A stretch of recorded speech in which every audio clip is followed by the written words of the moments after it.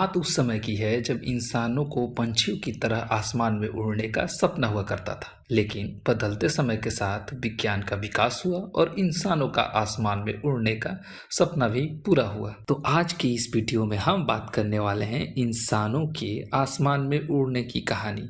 साथ ही साथ हम एक ऐसी फ्लाइंग मशीन के बारे में बात करने वाले हैं जिसके साथ हुई एक दुर्घटना ने उस फ्लाइंग मशीन के जमाने को ही खत्म कर दिया। नमस्कार, मेरा नाम है रितेश कुमार पांडे और आप देख रहे हैं एनिमसेंस।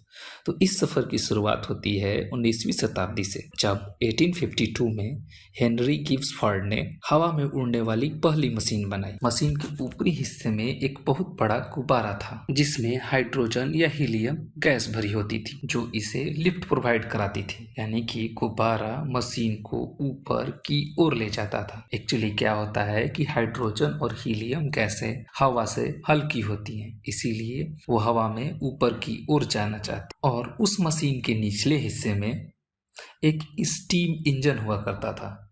स्टीम इंजन के साथ एक प्रोपेलर भी लगा हुआ करता था जो मशीन को थ्रस्ट प्रोवाइड करता था, यानी मशीन को आगे की ओर धक्का देता था। इस मशीन को एयरशिप के नाम से जाना गया। इस एयरशिप ने 27 किलोमीटर लंबी दूरी तय की। बदलते समय के साथ 20वीं शताब्दी की शुरुआत में एक जर्मन जनरल ने एक बहुत ही महत्वपूर्ण एयरशिप तैयार की जो अपनी नेविगेशन, कंट्रोल और स्पीड की मायने में बाकी सारे एयरशिप से अच्छा था और उसका नाम दिया LZ-1।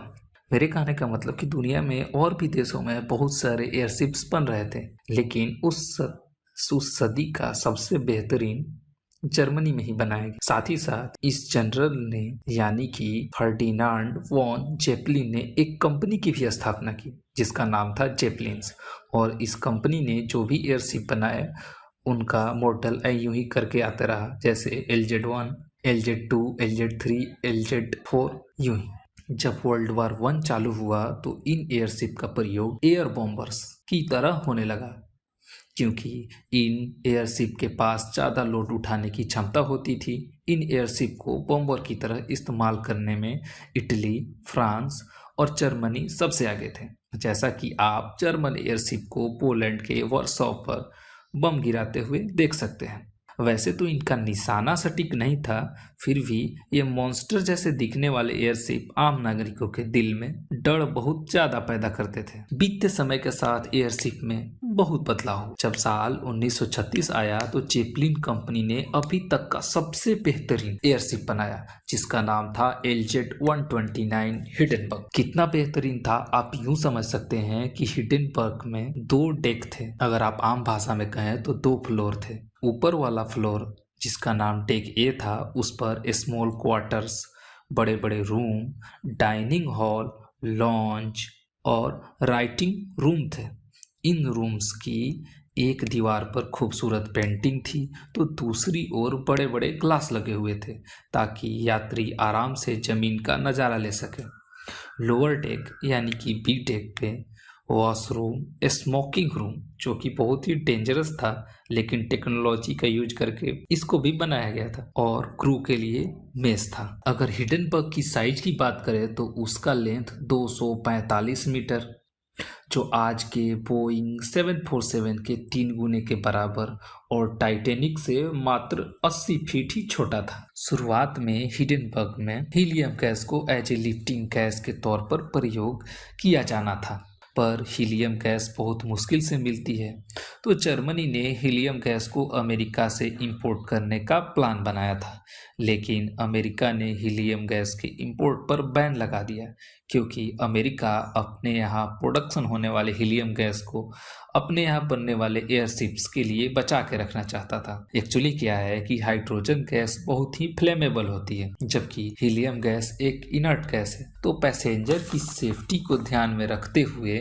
जेपलिन कंपनी ने हीलियम गैस को एज ए लिफ्टिंग गैस के तौर पे यूज करना चाहती थी, लेकिन हीलियम नाम मिलने की वजह से हिडेनबर्ग में हाइड्रोजन गैस का ही प्रयोग किया गया। हिडेनबर्ग की पहली फ्लाइट जर्मनी के लोवेंथाल शहर से लेकर ब्राजील के रियो डी जेनेरियो तक की, जिसमें हिडेनबर्ग ने 20,529 किलोमीटर 203 घंटे 32 मिनट में तय की। 17 फुल्ली सक्सेसफुल ट्रिप के बाद समय आता है 1937, जब हिडेनबर्ग ने 3 मई को फ्रैंकफर्ट से लेक हॉस्ट के लिए रवाना हुई।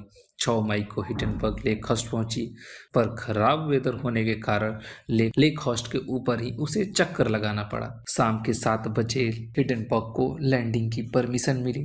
7:21 पर हिडेनबर्ग ने अपने नोज से रस्सी फेंकी और जमीन पर मौजूद क्रू इस रस्सी को पकड़कर डॉकिंग करा रहे थे। जी हाँ, बिल्कुल वैसे ही जैसे हम गैस से भरे गुब्बारे को उड़ने से बचाने के लिए उसके एक सिरे में लगे धागे को हम कहीं बांध देते हैं। एकाएक हिडेनबर्ग में एक बहुत बड़ा ब्लास्ट हुआ और पूरा का पूरा हिडेनबर्ग चंद ही मिनटों में ताश की पत्तों की तरह जमीन पर बिखर गया, जिसमें 36 पैसेंजर में से 13 और 61 क्रू मेंबर में से 22 की जलने की वजह से जानें चली गई। ग्राउंड पर मौजूद ग्राउंड स्टाफ को मिलाकर टोटल 36 लोगों की जानें इस हादसा में चली गई। हिडेनबर्ग के साथ ही साथ एयरशिप के जमाने का भी अंत हो गया, क्योंकि एयरशिप का क्रैश होना उस समय में एक आम बात सी हो गई थी। उस समय के एयरशिप का क्रैश होना कितनी आम बात थी, आप डिस्क्रिप्शन में दी गई लिस्ट से समझ सकते हैं। तो यहाँ पे हमारी कहानी होती है खत्म।